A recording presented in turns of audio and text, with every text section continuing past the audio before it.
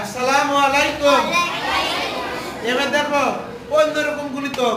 নিচের সংখ্যাগুলো জোড়াগুলোর জন্য তিনটি সাধারণ গুণিতক লিখে জোড়াগুলো ছোট থেকে বড় সাজাতে হবে।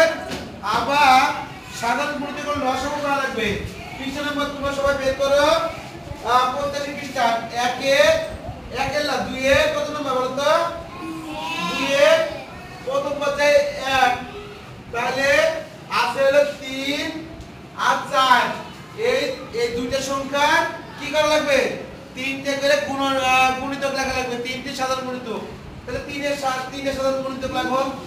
যদি আমরা 1 গুণ 3 2 নামতামতন করি তাও হবে। এখন নামতামতন করে করব না, কারণ সময় লেগে যাবে। তাহলে 1 গুণ 3 এইভাবে করি। তাহলে 1 গুণ 3 সমান সমান 3, তাই না? তাহলে 2 গুণ 3 সমান সমান কত? 6। এইভাবে না, এইভাবে করব, এইভাবে 6। আবার 3 গুণ 3 সমান সমান 9। তাহলে পর্যায়ক্রমে সাজাও ছোট থেকে বড়। তাহলে তোমরা বলো তো ছোট কোনটা?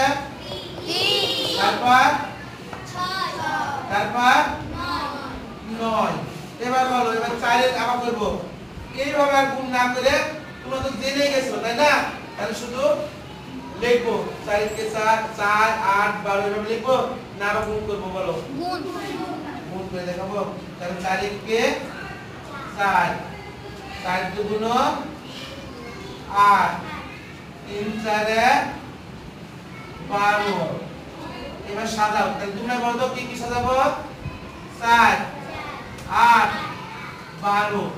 এবার হলো আমরা এটা সাজাইলাম 3 6 9 4 8 12। এবার সাজালাম লঘিষ্ঠ সাধারণ গুণিতকটি বা লসাগু লেখো। লসাগু লিখতে হবে। লসাগু নির্ণয় করতে হবে। কার লসাগু নির্ণয় করতে হবে বলো না? 3 আর 4। তোমরা যদি লসাগু নির্ণয় করো 3 আর 4, তাহলে দেখো 3 আর 4 এর মধ্যে কোন সংখ্যা বিভাজ্য যাবে? যাবে না।